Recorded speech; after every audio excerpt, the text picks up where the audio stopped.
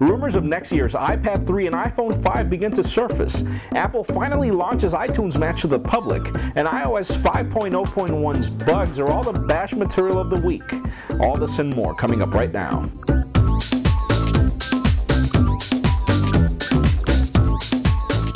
Hello everybody, I'm Jaime Rivera and welcome to the Pocketnow iReview, the show where we go through all this week's cool and the not so cool inside the world of Apple's iOS devices. Let's start this week off with the cool. 2011 hasn't ended, and the batch of rumors for what we can expect for the iOS lineup next year has already begun. We already heard that Steve Jobs spent his final days working on the iPhone 5 as his last masterpiece, and well, rumors have it that we will be getting it mid-year 2012. It'll sport a larger screen, a thinner design, and an aluminum back to match the rest of the iOS and Apple products. Now, interesting enough, we already heard rumors of the iPad 3 coming in at April, March of next year, and apparently it will bring a Retina display and a thicker design. Now, interesting enough, do you really believe that the Retina display is possible on an iPad? Now, even if it were technically possible, my personal opinion is that we won't expect this soon. First of all, current imagery and videos for Apple products are all limited to 720p HD resolution. Imagine 720p on an image screen that's larger than the iPad that we currently know. The pixels would actually pixelate on such a large device, screen, or you can actually expect the pixels to box in for any video that you play that's 720p resolution. So either Apple figures out a new HD resolution for their iPads, or, well, we could probably expect this not to happen. The Retina display makes a lot of sense in the iPhone because obviously it's a small device. You don't really need something really big or pixelated on such a small screen, so let's see what happens.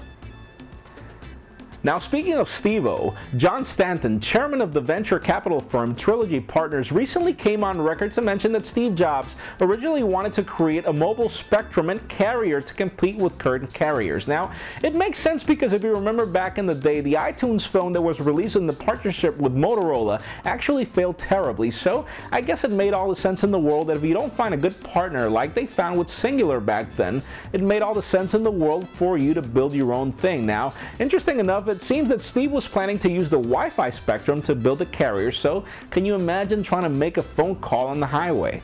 Not really likely. So it seems that everything is history in the past, but it's interesting to see what Apple's been willing to do or the extent that they've wanted to reach to be able to change things in the world. Interesting. After a couple of weeks of being late, Apple finally launches iTunes Match to the public. You pay $25 a year, and every time you launch iTunes, what it does is it'll skim through your library for changes, match the pirated, ripped music in your library, and then, well, it'll upload the songs that it can't find and match the ones it cans from the iTunes store. Now, you have to activate iTunes Match for it to work on your computer, your iPhone, iPad, iPod Touch, and Apple TV. Now, it's interesting to see how Apple has figured out how to have this work. Now, our advice to you is skim through your library and look for the songs that weren't matched before it starts uploading the songs. You can actually even stop it before it starts doing that. And well, if you don't see the little cloud beside the song, you can actually edit the information on the song and try to match it as much as you can with what Apple offers in the iTunes store for it to match eventually and not upload a low quality song where you could get something even better from the store. Now let's talk about our favorite segment of all, the hacking section. First of all, somebody has already figured out how to make FaceTime work over 3G without MyWire or other services, so if you have a jailbroken iPhone, hit the link in the description for details on how to get it done. Hit the other link in the description for us to show you a way for you to unlock your AT&T iPhone 4S, iPhone 4, or 3GS for any carrier. Now, this is temporary. It doesn't work all the time, and apparently it doesn't work for everybody. You have to do a couple of different procedures, so look at the description, and if you're lucky enough, it'll probably work.